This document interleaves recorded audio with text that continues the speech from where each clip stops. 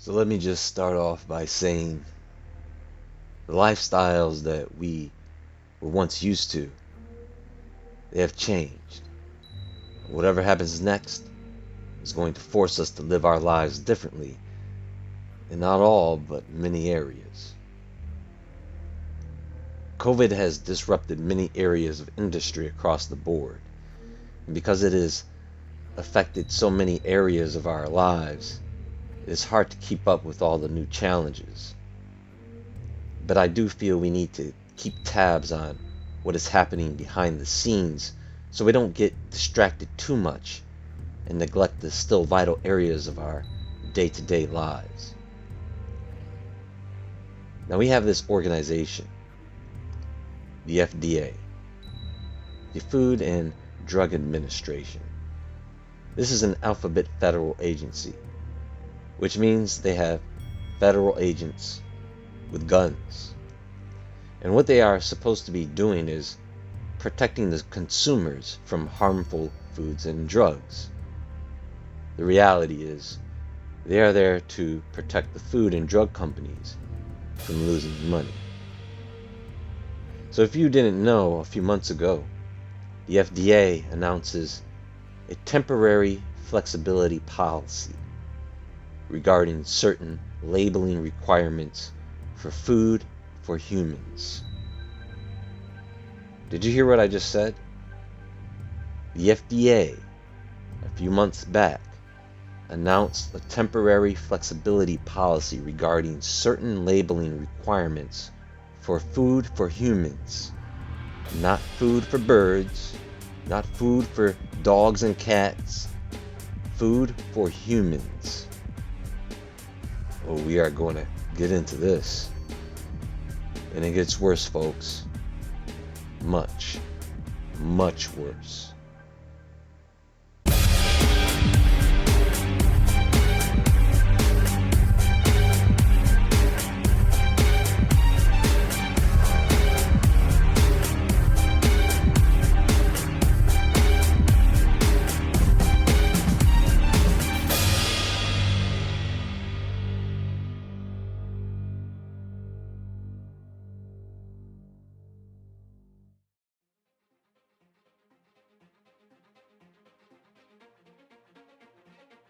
So I'm going to read you something, and this is important. It is absolutely vital.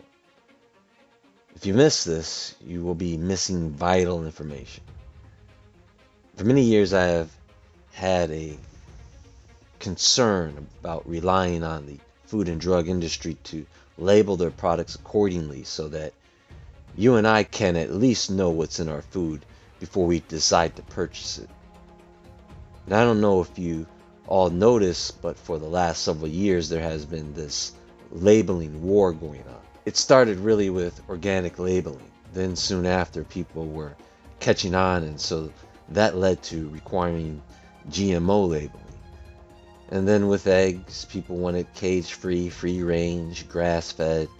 The list goes on. Let me tell you something. The industry hates labeling things. And so one of our worst fears has come true. Because in 2020, and I am betting most people didn't even know it happened. May 22nd, 2020. The U.S. Food and Drug Administration is issuing a guidance document to provide additional temporary flexibility in food labeling requirements to manufacturers and vending machine operators. The goal is to provide regulatory flexibility where appropriate to help minimize the impact of supply chain disruptions on product availability associated with the current COVID-19 pandemic. And this is the part where I leaned forward in my chair and said, "What?" Listen. Entitled Temporary Policy Regarding Certain Food Labeling Requirements During the COVID Public Health Emergency. Minor formulation changes in vending machines. This guidance is one of several the FDA has issued to provide temporary flexibility to the food industry to help support the food supply chain and meet consumer demand during the pandemic. Does everyone understand what that means? I don't know about you guys, but I'm out. I'm done. I'm out of the food game. See, I knew this I knew this was gonna happen. And they slipped it by us. Well, almost. First, the FDA is providing flexibility for manufacturers to make minor formulation changes in certain circumstances without making conforming label changes, such as making a change to product ingredients without updating the ingredient list on the packaged food when such a minor change is made. For purposes of this guidance, minor formulation changes should be consistent with the general factors listed below as appropriate. How many of you have already noticed that the quality of food is going down? Not only the quality, but the variety of products is also decreasing. I want you guys to understand that the ingredients and products are going to change, and without you knowing, as I have just stated. And if you think I'm just talking about food, think again.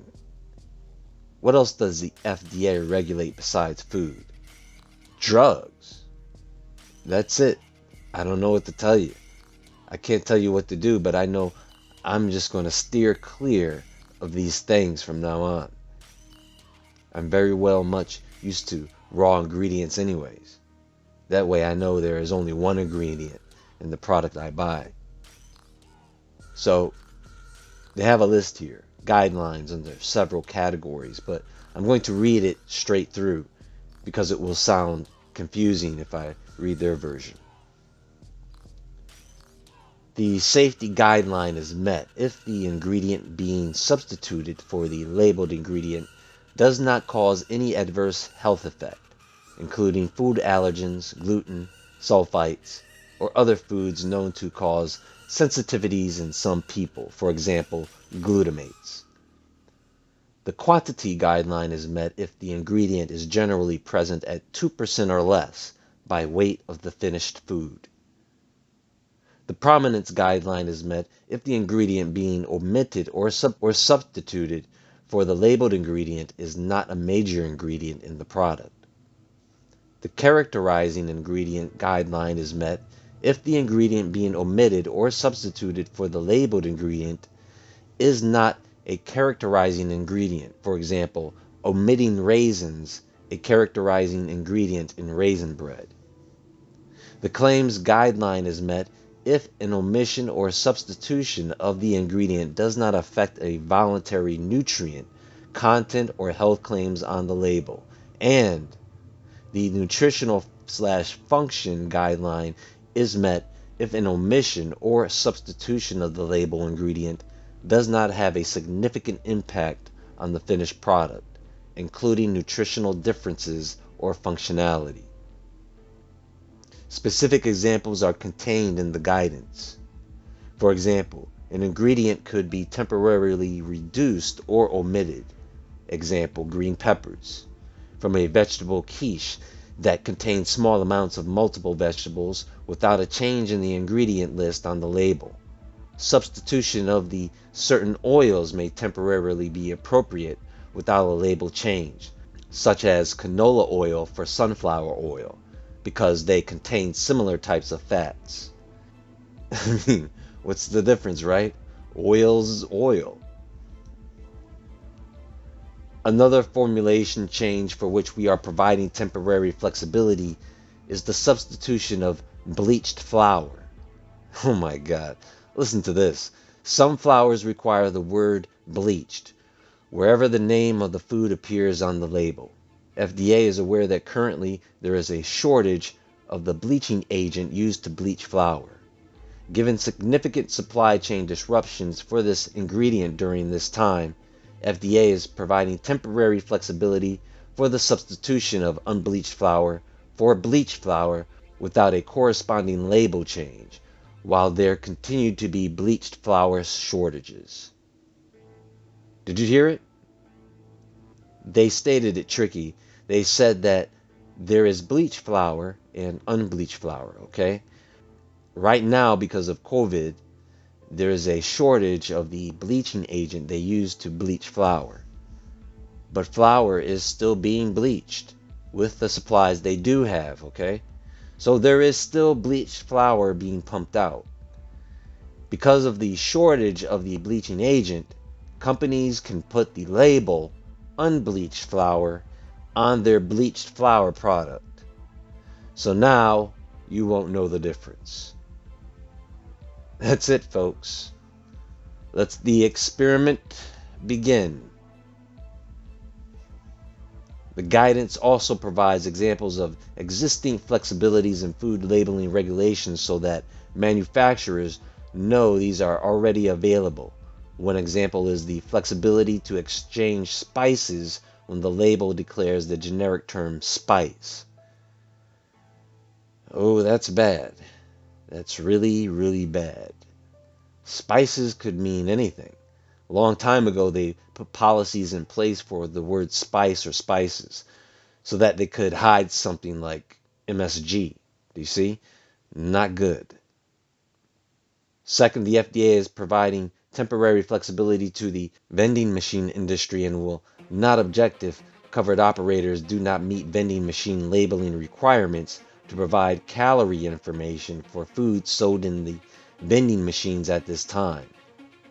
As a result of the COVID-19 pandemic, vending machine operators may need to change business practices, and there may be temporary disruptions in the supply chain for food sold in vending machines. Where possible, FDA encourages covered vending machine operators to continue to comply with the vending machine labeling requirements.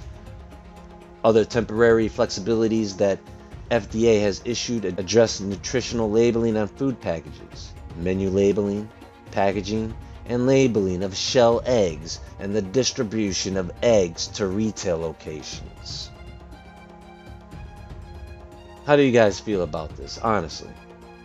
How many of you have children? Not only is there a shortage of raw materials, folks, many supplies are being bought up and stocked away. Not by us. They are being bought up and stocked away.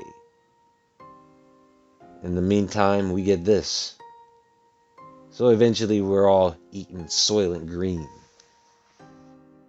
Those products that you put on your body, folks, how many of those products are approved by the FDA? Stay awake, stay aware, stay safe, and I'll talk to you all soon.